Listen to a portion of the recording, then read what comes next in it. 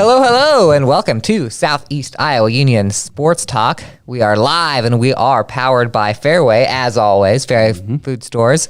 I am your co-host, Andy Kretzinger. We got Hunter Moeller here rocking the Dragon Ball Z shirt that he's trying to cover up. How's it going, Hunter? I'm doing good. And Nick Steffens, Dickie Brackets on the ones and twos. We're a little early today. Santa brought it early. Yep. Merry Christmas. Merry Christmas. The people who get that reference will be happier than the people who don't.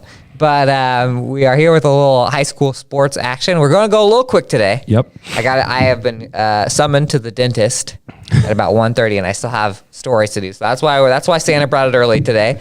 So why don't we dive right in? Let's just dive right in. Oh, before we do that, you're watching this on. Where can you watch this show, Hunter? Well, we can watch it. Well, we can watch it. You can watch it. Anybody can watch it on Washington Live's Facebook. We're on YouTube right now, live streaming. You can find us on Spotify. That's also we're also on the Fairfield Mount Pleasant Live's Facebook as well. So tune in any of those few streaming services there and check us out. There we go. And we also, on our Twitter at Union Sports page, we always pin it. I always say that, and then I make sure I actually did. So anytime during the week when you go into our Twitter to look at scores or whatever, you should be able to click on it and watch it. So we're going to start with some softball today. Yep. We're going to go softball and baseball for the big schools to start things off. So this first segment is going to be softball, and I guess I should start us off because I had two of our three big school softball teams last night. Get into it. So I was at Fairfield Middle School last night for Fairfield, Washington. Hunter, in the last 16 matchups before last night, Washington had won one game over the Fairfield Trojans. Of all the teams that are a nemesis to Washington, it's definitely Fairfield. The Trojans stole two of them last year, where Washington had the lead the whole time. A couple of more exciting games last year. This year, it was the Washington Demons, at least in the first two games of the season here, because they'll play Thursday. But 11-9 in game one and 6-1. 11-9 game one, 6-1 in game two. But I would give, if you had to give specific players of the game, I would give the same kid the player of the game for game one and game two. And anybody there knew, it was funny, we usually grab a player for a post-game interview if we can catch him. And there was absolutely no doubt who earned it last night. 8th grader Colby Greiner for Washington. Huge day offensively in game one, 11-9. And then she actually pitched a complete game in game two for the Demons. So I want to read this stat line for game one for her. 4 for 4, 2 homers, a double, and 4 RBIs. And that was in her first ever game against Fairfield. And what makes that kind of more impressive and kind of funny in a way is, so Fairfield ace Cody Engel has been one of their best pitchers since she was in 8th grade. Right. And I was trying to think, when she started pitching varsity softball, Colby Greiner would have been about 8 years old, 7 or 8 years old. The 8th grader winning Cicino last night, it was a big night for Washington in general. Was able to show off their bats pretty well. So they batted around in the second, scored 9 runs. That made it 10-1. Fairfield, of course, battled back, scored 3 in the 5th, 4 in the 6th. Olivia Hollander, who's been just on fire for Fairfield, sophomore center fielder. She had a 2 RBI triple in the 6th that cut it to 10-8. She ended up with 4 RBIs, and as I said, she had a great tournament this weekend for them as well. And then top of the 7th, Colby Greiner leads off, bombs one again, same spot, left field. It's 11-8. Fairfield still got the game-tying run to the plate, which that might have broke the Demons if Fairfield would have survived a 2 home run game from an 8th grader and still come back and win that. But Bella Salazar got out of it, forced a pop-up to end the game, and Washington took game one. And then in game two, it was Colby Greiner pitching for Washington. Usually they go Salazar and then Hallie Cutterback. Yep. I guess she's on a mission trip, so she couldn't pitch for him. Colby Greiner's. They have three pitchers that pitch a lot. It's not like it's 2 and then Gap Colby gets starts here and there anyway.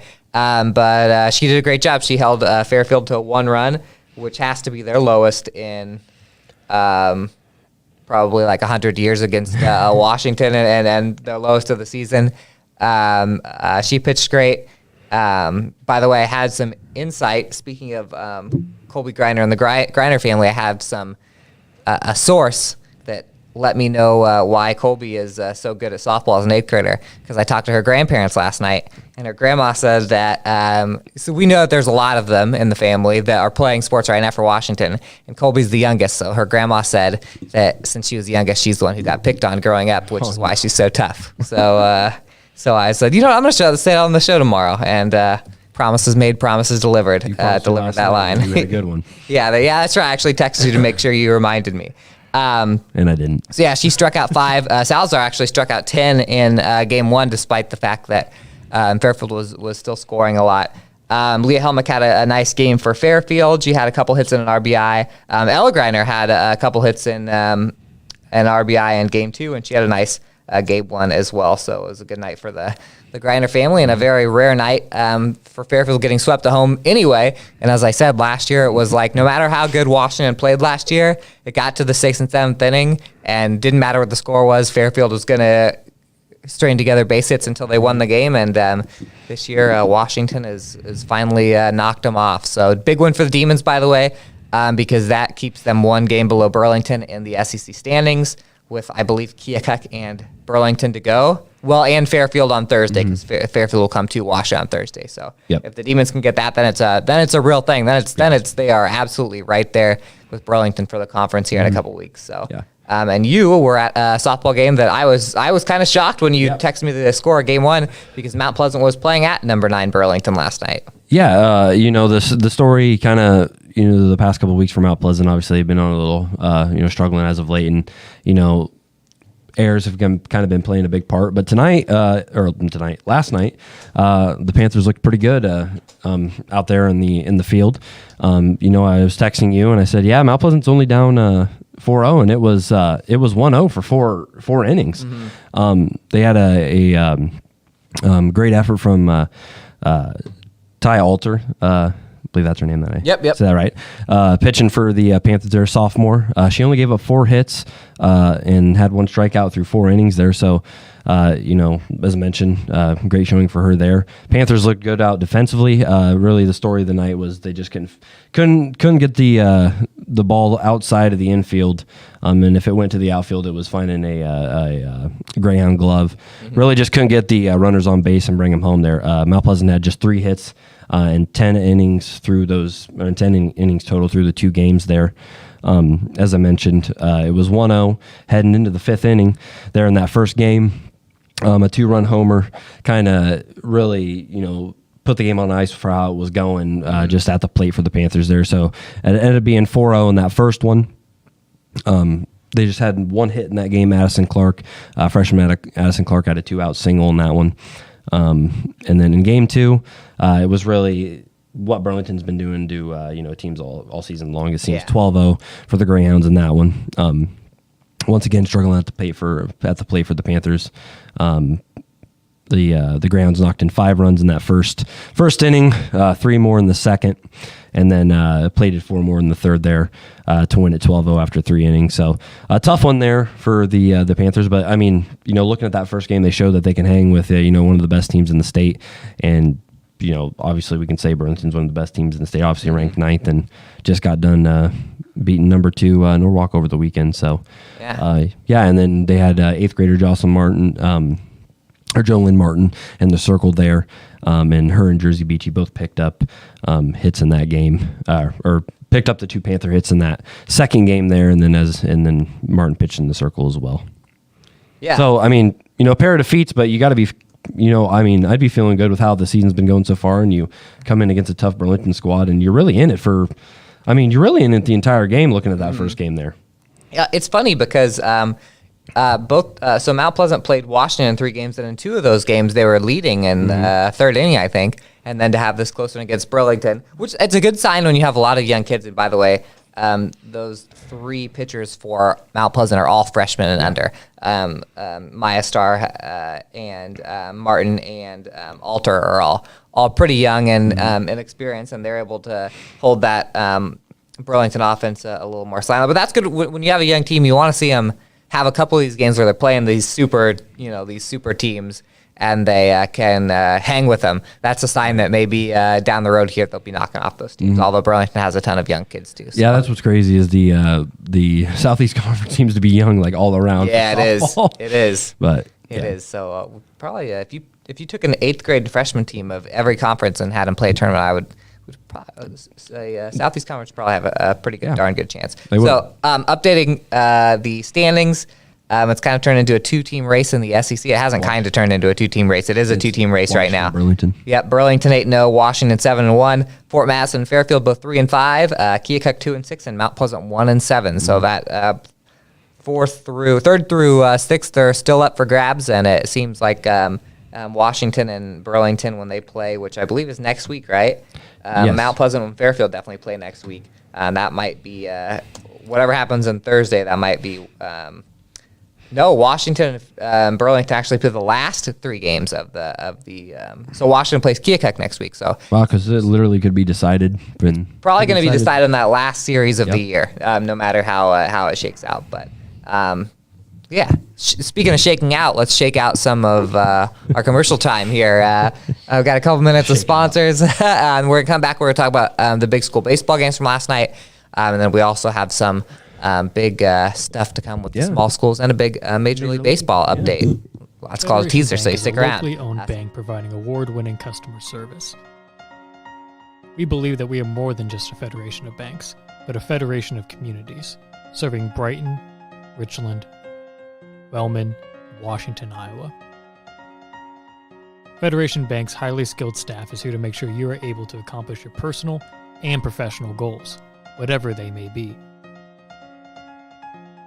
Federation Bank, your family bank. Hospice isn't a place, it's a type of care that focuses on living. Servicing a 7-county area, the Hospice of Washington County staff of nurses, social work, hospice aides, spiritual and grief support, volunteers, music and massage therapists are able to provide free end-of-life care where the patient lives. We write wills, give consent for organ donation, but rarely is there a plan for what we would want the final phase of our lives. At Hospice of Washington County, we encourage our patients to be in charge of their healthcare decisions while maintaining quality of life. Unbelievable amount of devastation. I've never seen anything like it. We had a beautiful barn that was gone in 20 minutes. Farm Bureau stepped up right away and said, hey, we got you and we'll be there for you. We were taken care of. Now we could get on to repairing and rebuilding. I tell everybody about Farm Bureau. We're fortunate to say we have good coverage with good people doing it. Contact Farm Bureau agents Tony Starr and Mike Welcher in Mount Pleasant today. Tammy takes the time and has the personal interest in each one of us. I don't worry about what's going to happen because I know my policy is taken care of. She pulls what I need and puts it together, which is the program I get from her. Every year she calls around September, so it says, there's changes again, and I'm going to do the best thing for you. It's been perfect. She does a great job. At the Capper Auto Group, we put our customers' needs first and understand that everyone is as different as the vehicle they select. We offer new Ford, Chevrolet, Buick, GMC, Jeep, Chrysler, Dodge, and Ram vehicles in a friendly environment that puts you in the driver's seat. When it comes to service, we maintain factory-trained technicians and competitive pricing. The Capper Auto Group still believes that service after the sale provides the best customer experience. Come see the Capper experience for yourself. When you aspire to be a dancer, you are both an artist and an athlete. Your strength combines with beauty and grace seamlessly. Your efforts result in enhanced coordination, the ability to cooperate and compromise with others, and the confidence to perform in front of an audience. Not to mention the fun you will have and the lifelong friendships you will develop. We are enrolling now for fall classes, and we would love to see you shine like the star that you are. Join us for Dance and Tumbling at Stairway to the Stars. Please visit our website for online registration. Welcome back to Southeast Iowa Union Sports Talk Live here on YouTube, Facebook, Spotify, Twitter, whatever you have. Whatever you have, we got it. And we'll get on it. Just let us know if we're not. That's a promise I can't actually keep because that's not my responsibility. We're back. We're going to talk a little baseball. Should I go first again since it's... I mean, I can go first if you don't. Why don't you go first? You know what, Hunter, go first with a little Mount Pleasant. You know, Mount Pleasant put a scare into Burlington, undefeated in the conference play. Almost came to an end last night. How'd that go? Yeah, I mean, right out of the gate, Mount Pleasant looked great at the plate. Turned a little lopsided late in game one, but game two was basically right down to the final 2 innings. But Burlington's a winner, winners in both games, 12-3 in game one and then 4-3 in game two. As I mentioned, the Panthers had the bats going early. They kicked off the scoring in the top of the second frame there, leadoff double by Carter Amos and a bunt by Payson Coleman, followed by a wild pitch, scored Amos to put them up 1-0 there. Pretty much every time the Panthers got on the board, Burlington was able to answer back. They scored 2 in the bottom of that frame and would never trail again. In the bottom of the fourth, Burlington made it 4-1 with another pair of runs there. Mount Pleasant was able to cut it down in the top of the fifth with 2 runs, making it a 1-run game there. RBIs from Jake Ensminger and Peyton Walker cut it to 4-3 there. And then the Panthers, that was really them the rest of the way out. I ended up scoring 5 in the bottom of that 5th inning there, and then 3 more in the 6th. And basically, the Panthers just couldn't make up the difference there. Zarek Vinghaus, Jake Ensminger, J.C. Sitar, Peyton Walker, Garrett Cook, Carter Amos, Ben Newton, and Payson Coleman all had 1 hit in that game. Ensminger pitched 5.1 innings there, allowing 12 runs, only 6 earned on there, 13 hits, 3 walks, 2 strikeouts in that one. In game 2, really it was Mount Pleasant leading for the majority of this contest. They scored 3 in the top of that first inning. They got RBI singles from Ensminger and Sitar, and then an RBI double from Amos gave the Panthers a 3-0 lead. But once again, Burlington answered back 2 runs of their own in the bottom of that first inning. Both teams went scoreless through the next 4 innings into the 5th. It really became a pitcher's duel. Vanghaus was on the mound in that second matchup. Kyler Schwartz of Burlington, those two kind of battled it out. Between the two of them, they allowed just 3 hits for 5 straight innings. And then to Mount Pleasant's dismay, nice. Yeah, you see that? You like that? We were talking. He was trying to put. He put that in the story, and he was trying to think of the word dismay just a few minutes before the show. Yeah, but it was Burlington that broke that scoreless streak there in the bottom of the 6th with a pair of runs, which proved to be game winners. As the Panthers couldn't bring the tying run, game winning run either in the top of the 7th. So. Another tough loss there for the Panthers there. Carter Amos finished with a pair of hits and an RBI in that game. Ensminger and Sitar both had hits, and Ensminger finished with 1 RBI as well. And then Vanghaus pitched a complete game, allowed just 4 runs, 0 earned in that one, on 6 hits, 1 walk, and 5 strikeouts. So pretty efficient outing for him. Just tough loss there, though, but nice showing in that second one at least. Yeah, so now Mount Pleasant's got 4 losses in conference play, and 3 of those are winnable. 3 of those they played pretty tight. And really, if you look at the standings, if you look at the standings, Burlington obviously you mentioned 6 undefeated in the conference, 6-0. If the varsity bounds right, I have to go count it up. But Mount Pleasant's only 4-2. 4-4. Those 2 are not in yet. Okay. Yeah. Wait, 4 and 4-4. Yeah, it'd be 4-4 then. So really, if Fairfields aren't in. What's Fairfield? Fairfield's 4-4 too, I think. Yep, because everyone's got 8. So we look at it, Fairfield, Mount Pleasant tied 4-4 there. Really, Mount Pleasant gets another shot at Burlington on Thursday at home. Really, they could kind of pull in, at least get steal 1 from there, and then they'd have to have Burlington kind of fall apart a little bit in the last 6. These teams still have 1 on Thursday, and then so 7 games still left in the conference. So a lot can happen in 7 games. Right. Anyway. Yeah. I thought you had something else going there. No. Well, I'll talk about Fairfield and Washington. So game 1 last night, it was funny because of the JV game went long. The softball game was already in the bottom of the 2nd by the time baseball started. And I looked over and it was like I was taking pictures of softball. I'm sitting over there looking at you can see the scoreboard at the baseball field when you're standing on the softball field. And you just see the inning just 0, 0, 0, 0, 0, 0, 0, quick, and it quickly passed the softball game, and it was because we had Washington's Isaac Vetter and Fairfield's Tate Allen, 2 of the best in the conference, going at it, and it was just one of the quickest games you could see. The 2 pitched pretty flawlessly the entire game. Fairfield got 3 hits on the night, and Washington got 2. They both pitched a complete game, but the 1 run came in the bottom of the 6th for Fairfield. So after Allen had sat down Washington in the top of the 5th, Fairfield got a runner on, and Dane Burkhart, freshman, came up to the plate. They ran, I think it was just a straight up squeeze. It wasn't even really like a safety squeeze. It was more of a suicide because the runner did take off. But Dane Burkhart, I don't know why I want to give him the nickname Dane the Brain because it rhymes. But I don't want to do that yet. I'll clear it with him, but I think that'd be a sweet name. But a pretty smart bunt because it was right in the middle of pitcher and catcher. And, when it came to even thinking about trying to throw the runner off at home and then turning around and trying to get him at first, he ended up getting a bunt single out of it. So that was an RBI bunt single for Burkhart, the only RBI, the only run of the game. Tate Allen gave up 2 hits and struck out 8. So that's pretty much the story game one. A really tough loss for Isaac Vetter because he pitched great. He only struck out 2 batters, but he just throws so many strikes and lets his defense do the work. Yes? I was going to ask, was Kason Miller back yet? No, he was there, but no, not I haven't quite. played yet this year. I was just curious. Yes, got an injury. I should have asked his dad last night about it, or him, but I don't know.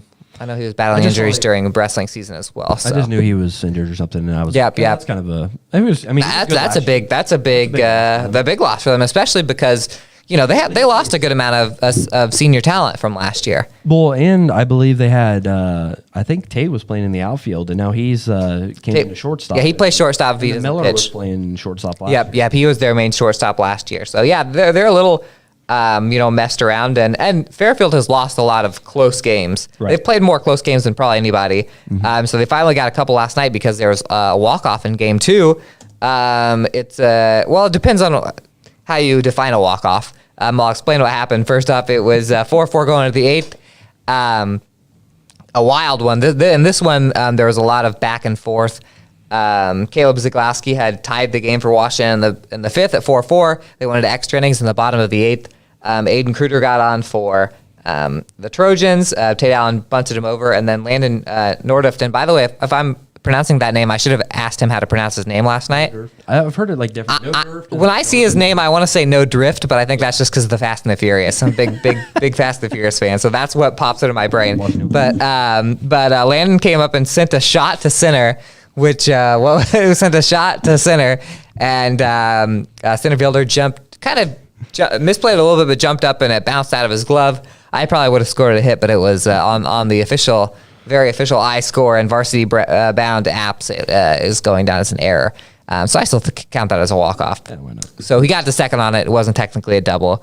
Scored the run, and Fairfield got a big win. As you said, that puts them at 4-4 in conference play, which puts them at least in a chance to take second. It's going to be a battle for second place between, you want to do a conference. Before we go to commercial, we need to do a conference baseball full update. You said Burlington 8-0, Mount Pleasant and Fairfield both 4-4. Fort Madison does not have their games in from last night. Do you know what happened in Fort Madison last night? While you were talking, I can look it up. I tried to look it up too. They're not on. But let's just say they swept Keokuk last night because that's what we would have guessed would have happened. Those would probably be pretty close. But Fort Madison is right there with those guys, and then Washington's only 3-5 because they got those 2 wins over Mount Pleasant and one against Fort Madison. So second place is really up for grabs between everyone, depending on what happened last night between Fort Madison and Keokuk. So I'm sure there was something on Twitter about it, but maybe we'll get it on the break. But yeah, so that's where we stand right now. Mm-hmm. Reminder, there's non-conference games Tuesday and Thursday, but conference-wise, it's flipped. So now, since Washington played at Fairfield, Fairfield will play at Washington for 1 game baseball and softball on Thursday, and Mount Pleasant will host Burlington for 1 game on Thursday night as well. So we'll see how that all pans out, and we'll go ahead. Did you figure it out? No, they just have softball up. That's all I can find. Oh, well. That doesn't help us on the baseball standings. Nope. Well, oh well. We're going to go to commercial anyway. When we come back, we'll talk a little bit about the small schools and some extra fun that happened this weekend. So stick with us.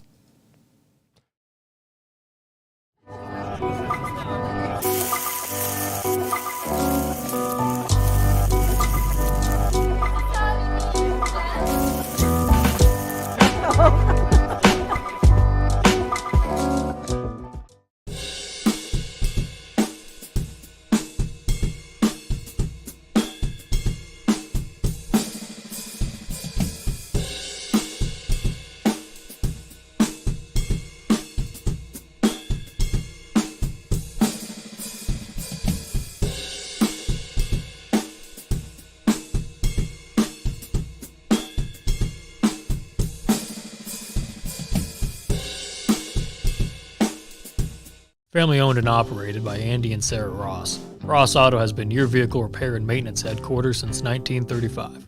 We specialize in all makes of cars and light-duty trucks.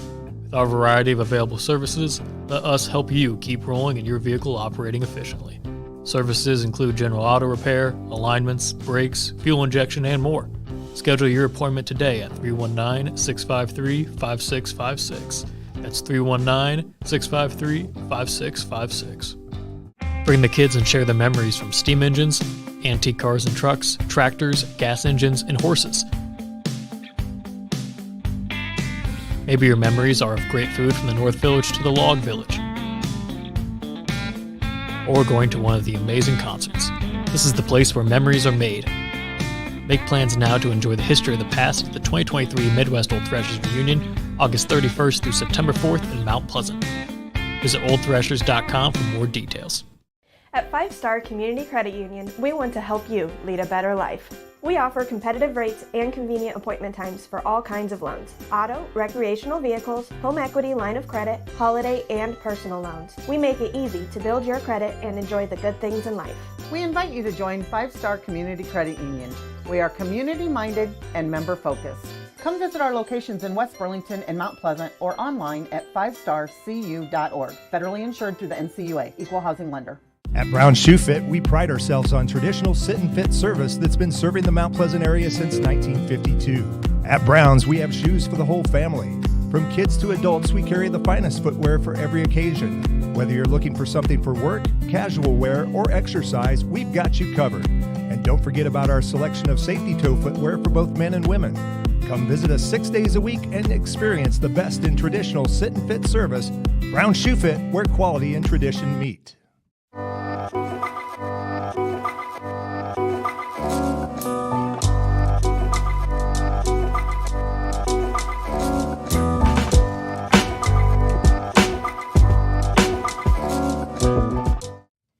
Welcome. Southeast Iowa Union Sports Talk, powered by Fairway Food Stores. I didn't say it last commercial, so I'll say it again. Powered by Fairway Food Stores. What's your favorite thing to get from Fairway, Hunter? Meat. Everything? Meat? Yeah, that's a good point. That's all I need to say about that. That was perfect. All right. Hunter, why don't you take us through some baseball from last night? Yeah. First off, a little trivia for you. Can you guess the hottest team we cover right now? Baseball-wise? Yeah. It's definitely Van Buren County. Yes. You know how many they've won straight? I'm going to guess 12 because you said this during the break and I overheard you. Yep. 12 straight wins for the Warriors. They downed Louisa Muscatine last night, 10-1. Yeah, there's probably this is the longest win streak of any of our teams this season. Mid-Prairie, I believe, had a 9-10 game win Yeah. before they lost there. So Van Buren playing real well. Only one loss on the season thus far. So another small school baseball action. Highland fell by 1 run to Mediapolis. That 1 run came in the 4th inning there. So tough loss for the Huskies there. Mid-Prairie, we mentioned them. They were in action last night. Number 2 right now in Class 2A. Very tough loss for them last night in a pair of games against Regina Catholic. Well, they split with the Regals over there. 4-3 lost in that first game. Answered back with a 6-3 victory there. Keota took on a tough Linville-Sully team. I believe they're top 5 in Class 1A, 14-0 right now. 12-2, the Eagles lost to Linville-Sully there. And then pretty big win for New London. Hillcrest Academy had been playing extremely well. Yeah, they would have been, I would say, tied for our hottest. Well, besides Van Buren beat them the other day. Yeah, Hillcrest Academy was playing very well. Tigers have a pretty young squad after losing pretty much every starter but one on last year's state championship team. But the Tigers come out with an 8-4 win over the Ravens. They're at home, so big result there for the Tigers. But yeah, that's all we have. All I have on my side for baseball. Not too many games, but there'll be packed action tonight. Yeah, for sure. A few softball from last night. Winfield Mount Union plays another football game, 21-7 over Danville. The stats for Winfield are gonna be great because they've hit 20 runs now like 4 times. The perfect. I love seeing a perfect football score in baseball, softball. Josie Nelson doubled, 3 RBIs and 4 runs scored. Quinn Smith 3 RBIs, a couple hits for the Wolves in that one. Van Buren County played Louisa Muscatine pretty tough, ended 12-8 in favor of Louisa Muscatine. Van Buren County had a bomb from Ivy Davidson. She went 3 for 4 with a homer, 4 RBIs, and a couple runs scored. And then Kylie Rowan had 3 RBIs. By the way, I watched Van Buren County this weekend at the Fairfield tournament. They lost their first game to eventual champion Chariton, so they played Mount Pleasant and New London in the consolation bracket. They looked very good. They won that consolation bracket the other day. And speaking of New London, 16-6 losers to Hillcrest Academy. So Hillcrest is their 4th win of the softball season. Delaney Shaw had a couple doubles. She went 3 for 3 last night, 3 RBIs. Morgan Knapziger, 3 RBIs and a couple of hits as well. So Hillcrest, look at that, 4-8. On the rise a little bit, that program. Columbus played Holy Trinity last night, a rarity. Lily Coyle, Holy Trinity got to Lily Coyle a little bit, but it wasn't enough. Columbus 10-8, and Coyle had a bomb of her own. She went 4 for 5, a homer. Oh, wait a minute, this is a cycle alert. I got a cycle alert here.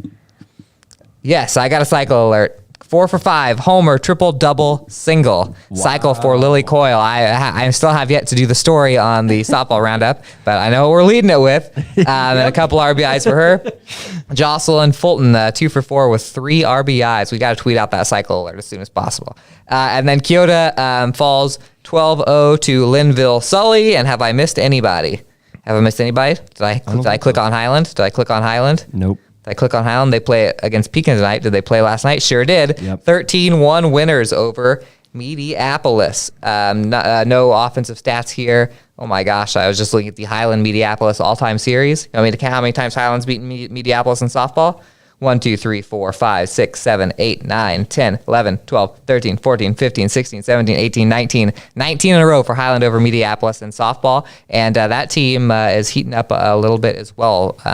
So, yeah, Cardinal didn't play the other night. I was telling somebody, as we've mentioned on the show tonight, that Cardinal and Highland definitely are 2 more dangerous teams that maybe didn't have as many wins as they thought in the first couple of weeks. So that's it for softball. A little housekeeping to take care of. We have a Union area major leaguer officially. Pekin graduate Keaton Wynn, who was in school at the same time as you at New London. Yep. He graduated in 2016, and yesterday we got a few phone calls and messages because the San Francisco Giants had just made the announcement that he has been called up to major leagues. And you said that you don't remember facing him in baseball, right? No, I mean I do remember facing him, but just not him. Oh, not in part. Oh, I got you. He didn't pitch against you in baseball. He was like their shortstop or something. Yeah, I of course I didn't technically cover Pekin because we had a Fairfield guy, but yeah. I had he was a really good basketball player and obviously baseball player. He had a 20 strikeout perfect game at Lone Tree, which Lone Tree was a pretty good school. I think they knocked him out of the playoffs one of those years.